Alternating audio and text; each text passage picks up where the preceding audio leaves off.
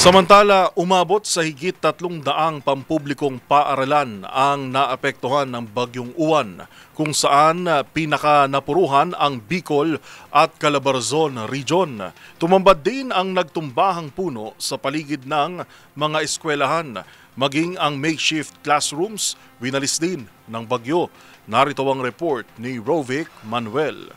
Hindi bababa sa 312 mga pampublikong paaralan ang nawasak matapos ang pananalasa ng Bagyong Uwan. Ayon sa Department of Education o DepEd, rehiyon ng Bicol at Calabarzon ang nakapagtala ng pinakamaraming napinsala dulot ng bagyo.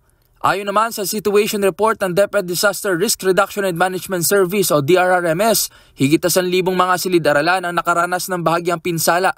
Higit 300 naman ang malubhang nasira at higit 200 naman ang tuluyang nawasak. Makikita sa magkakahiwalay na post sa Facebook ng mga residente sa rehiyon ang tindi ng pinsala sa mga paaralan tulad ng sa Iriga City. Sa San Rafael National High School naman sa Tigaon, Camarines Sur, halos pinadapanan ng bagyo ang mga temporary learning classrooms. Sa Calabarzon, mga nagbagsak ang puno naman ang iniwan ng Bagyong Uwan sa isang paaralan na ito sa Tagkawayan, Quezon Province. Iniulat din ng DepEd na higit 5,000 mga silid-aralan mula sa higit 1,000 paaralan sa 11 rehiyon ang kasalukuyang ginagamit bilang evacuation centers ng mga apektadong residente.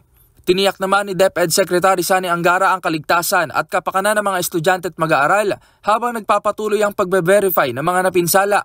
Sa ngayon, naglaan na ang kagawaran ng pondo para sa paglilinis at muling pagsasaayos ng mga napinsala at nag-implementa na rin muna ng alternative delivery mode sa mga paaralang apektado ng bagyo. Para sa MBC TV Network News, ito si Rovic Manuel ng DZRH TV. Una sa Pilipinas, una sa Pilipino.